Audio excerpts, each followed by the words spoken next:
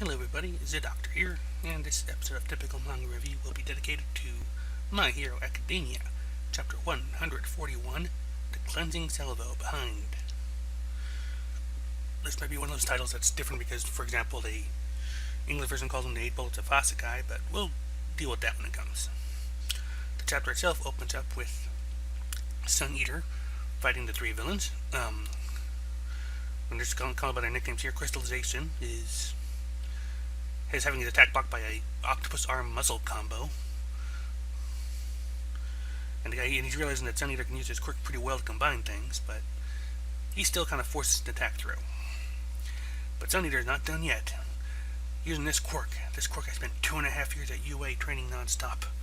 I've unlocked size, variability, multiple simultaneous activation, and free selection of which specific tributes I want to use. Now I'll take everything I can do now and put it all together. Synthesis of Sundry. Chimera Kraken.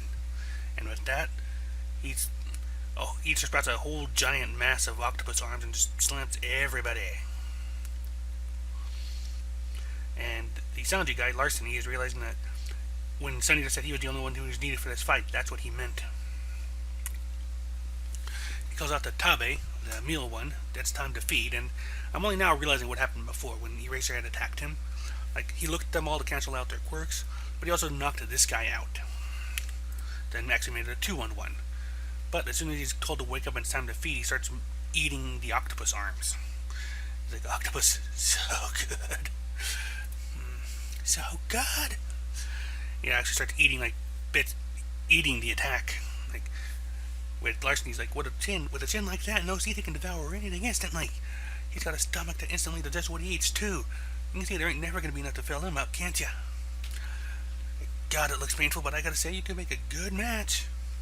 And Sun Eater's realizing this himself, that, Eraser had took into account, how their quirks would interact and made sure to take him down first.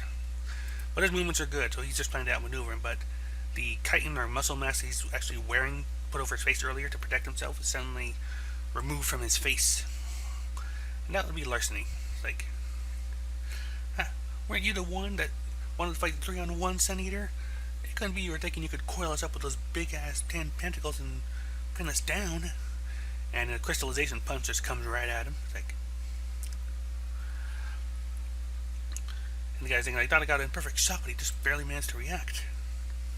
But that was too weak a defense to ward off my crystals. Meanwhile, Meal Tabe is just still eating the pieces. But Sun Eater's ready for this.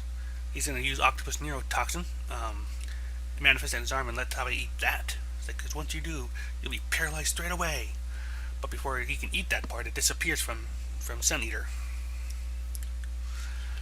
Looks like Larceny actually took that piece. It was too damn big for me to steal before, but now that this size, it's a different story. Crystal Man just sort of slams him up again. And Sun Eater's realizing that they've got a steady flow by acting in sync. We may be trash, but pieces of garbage like us have always got a strong camaraderie going. Sun Eater's telling him that you're going to be arrested. No matter if you beat me or not, there's no future for you. And so what? He says as he takes Sun Eater's pouches from his utility belt. We go to meals. One among us couldn't fit in society and got discarded. Looking at himself, one among us got backstabbed by his lover and had to shoulder massive loan debt. He wasn't even allowed to die, forced to spend his days sucking mud. And he's looking at the pouch and realizing there's nothing but food in there, and realizes that Sun Eater converts the food into his own power. And then Crystal Man's one among us got used by a muddy mad miser. And guess what happened the second they found out that gems he performed were unsellable fakes? Folks of no use to anyone, destroyed utterly. And then, before the eyes of trash like us, he appeared. Come, you're with the Hassai Gang now. You aren't men who will rot in a place like this. I was getting a few all-for-one vibes with this one now that I look at it. So we don't give a shit about your future. We'll repay the man who gave us worth by killing any obstacles to him. And to Sun Eater's mind, he realizes that they're not following him out of fear, but it's closer to brainwashing. Is getting used and discarded really what you want? Like a hero like you would never understand. So just die. This will be nothing like the last one. And Sun Eaters remembering their words that we may be trapped, pieces of garbage like us always have a strong camaraderie going. You tell the Sun Eater to take this next attack with his back to the wall. But then he's thinking to himself that his attacks will be eaten, his defense will be torn off. So in that case, he says, as he turns his bare foot into a chicken foot, he gets a stray rock or crystal on the ground and kicks it into Larceny's face. I'll repeat the starting point of their combo attacks. Thief only works on things he can see. That's why the police didn't point their guns at him. So if you avert your eyes, and then Crystal Guys realize that these crystals are being cancelled out, and that's because Sun Eater is using those crystals himself. And we're flashing back to when he got punched earlier. It's like, and he's realizing that in that moment, he managed to eat one of the crystals. Can't be. That's right. And the giant chicken leg grabs him, bodily grabs Crystal Man.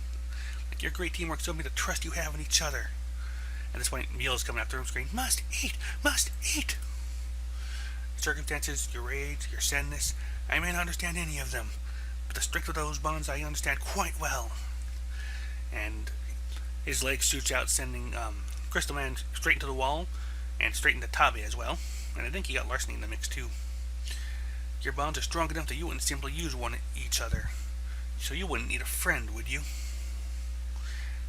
And that is where the chapter ends.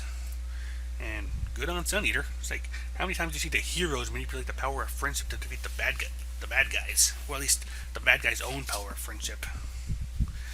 Power of friendship is actually one of those things you don't see a lot with the bad guys for a lot of obvious reasons. Whenever I think about that, I think one of the first examples that comes to mind is Kinnikuman. Man. You have villains that are still pals, still buddies. What's Ashura Man and Sunshine? Let's see here. So overall, this is a really good action chapter. I said sometimes I have trouble following the action of what's going on in these, especially if I read through it quickly, which I tend to do the first time I read. So I didn't quite realize that my first time around that Sun Eater was specifically going after the crystals themselves. He actually ate them to use his own power. This is pretty much a pure battle chapter. This is Sun Eater just kicking ass and taking names. And he does do pretty good at that. This is definitely a good moment in the sun for him. So I'm going to focus more on the art on this one. Let's see here.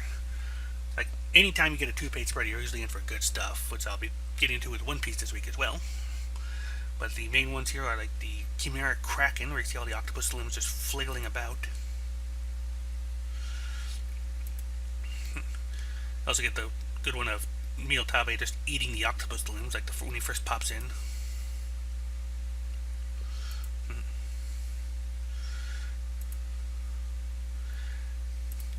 See here, it's kind of swinging back through again.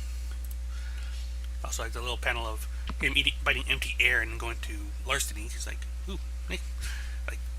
You really do realize that these guys actually do make a pretty damn good team, and yet Sun Eater took all 3 of them by himself. Might have been different if the guy hadn't been knocked out first, but still, he was knocked out first because they got their own team, so whatever.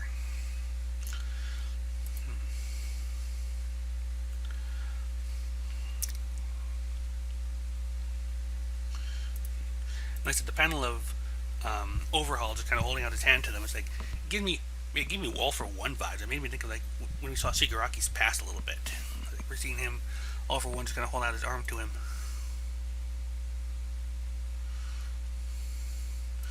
I like the fact that he actually uses the chicken leg as an offensive weapon there too. And he actually seems to stretch it out. I don't know if that's just because of the part of his quirk or how exactly he did that, but damn, it's not awesome, because that's the last big double spread there where he's slams all 3 of them into the wall. I was his logic of using that attack specifically to get to Meal, because you realize that the guy won't eat his buddy.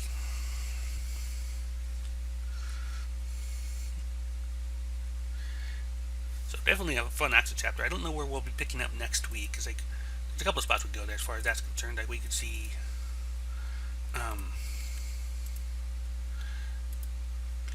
a return to the girls. We can check in on the girls upstairs at least for a moment, but we'll probably be focused on, or maybe go to Mirio, or maybe even focus on Deku for a bit.